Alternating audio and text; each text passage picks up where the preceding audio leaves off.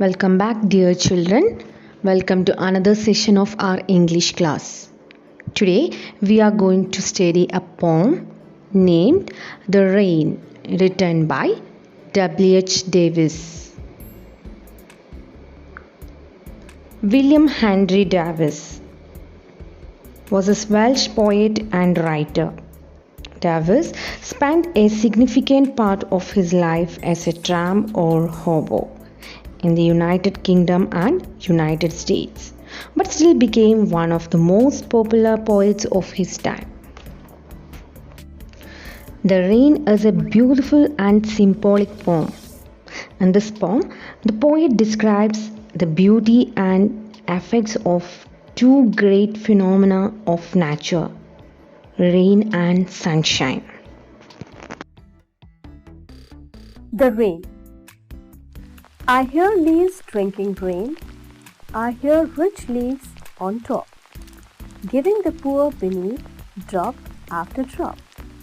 'Tis a sweet noise to hear, these green leaves drinking near. And when the sun comes out, after this rain shall stop, a wondrous light will fill each dark, round drop. I hope the sun shines bright, 'twill be a lovely sight. Let's listen the first stanza. I hear leaves drinking rain. I hear rich leaves on top, giving the poor beneath drop after drop. This a sweet noise to hear, these green leaves drinking near.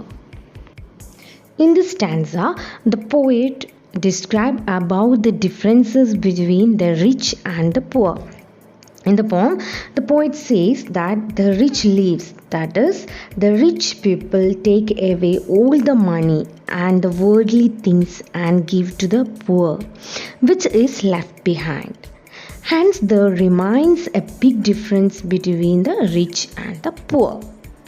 Here, the poet says that he often hears leaves drinking rain. The rich leaves on the top of the tree drink the whole water and give the poor beneath, that means who are under them, drop after drop.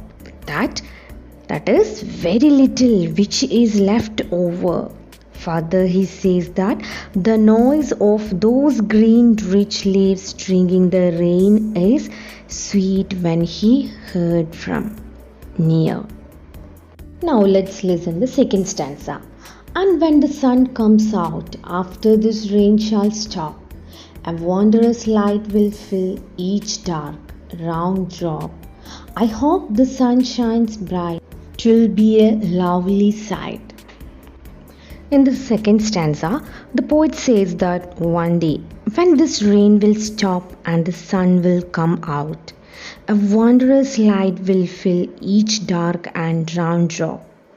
And he hopes that the sun will shine bright and it will be a lovely sight.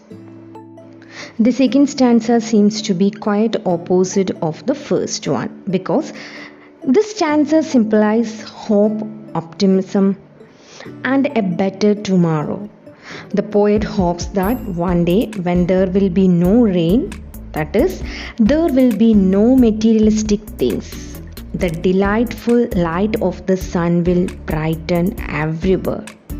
Children, note that the initial letters of light and sun are capital, which perhaps symbolize God and His divine light. So the poet is probably talking about afterworld in which there will be no discrimination and all the people will be equally treated by God. Okay children, I hope you all understood the poem. See you tomorrow. Thank you and have a nice day.